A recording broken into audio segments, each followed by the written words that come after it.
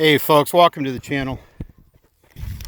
This is for those people who have the right front tire that wears on the outer edge. I'm going to guess it's toe out or toe in.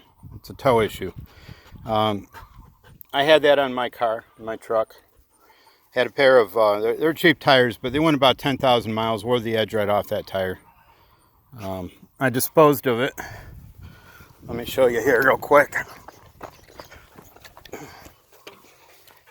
That's the mate to it. You can see this would be on the left front, and it looks pretty good after 10,000 miles of a cheap tire. It's a Black Lion. It's a Black Lion. So here's my truck, and here's what I did to check it. Now, I've got a history in stock car racing. I'll talk a little more about toe out in another part of the video, but I just want to show you what I did to check this with strings. So I went to the Dollar General, bought this twine for $1. Got to use substantial object. Here I've got a jack stand. Down there I've got a step stool. Over here I have another jack stand, and back here another jack stand. Folks, these barely do it. These barely do it. This works better if you have two people. And what you need is you need these parallel to each other. That's the most critical aspect, is they are parallel to each other. So in measuring that, I don't go to the string unless you got another person that can hold it steady, because when you hook onto that string to measure it, you can actually move it quite a bit. So what I did is I measured to the step stool. I measured to the string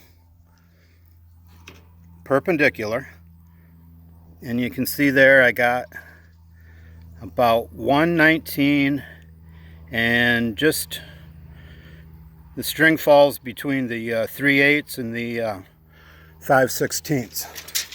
So then what I do is I come over here to what I hooked onto, and I see that my string is there. I project it in, and I get about 12.5.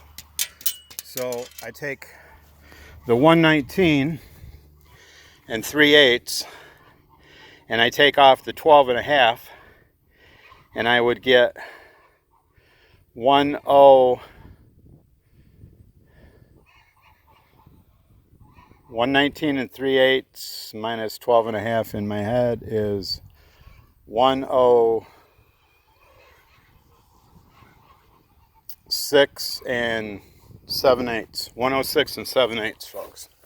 So then I would go up here. Sorry for the shaky phone. I'm doing this in a rush, but I would go up here and do the same thing. Hook onto the jack stand over there, and I've got 109. So then I would come over here and subtract the 2, and it's almost 2 and 7/8, and I get my 106. So you see the point. And then you just adjust those in and out until those two measurements are the same.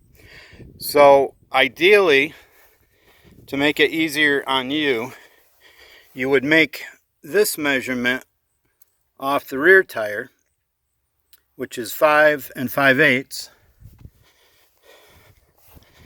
This is just for anal people. You would make it about the same as over here, which it's not. I've got a 5 and 1/8. But it doesn't really matter as long as they're parallel. The reason you want to do that is so you can come up to the front, and I'll go, see there's a gap in that hubcap. I don't know where the hubcap is, but I can go to the wheel, and again, you can see the wind's moving it a little bit. So 11 and 5/8. And then again around on the other side.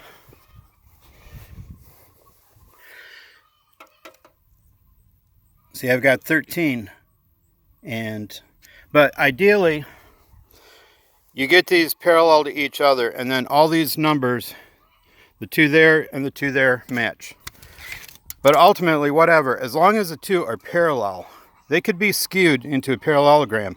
As long as they're parallel, that's what's most important, to be perfectly parallel. Then you pick a point on the wheel like that, and you come out here and you measure, and I got 15.5. Then you do the front, and I've got 15 3/8. So that would say that's in 1/8 of an inch. Then you come over here and you do the same thing. I've got 13 7/8, and I've got 13 7/8. So that shows me I've got toe in of 1/8 of an inch, because this side is perfectly square. This side has toe in of 1/8 of an inch. Now, on these trucks, you want 0. Okay, now my strings are not set up exactly right, and I'm not going to redo them. I think I'm at 0, but you do want 0, and that is going to cut down on your tire wear, and I'll explain that in a moment.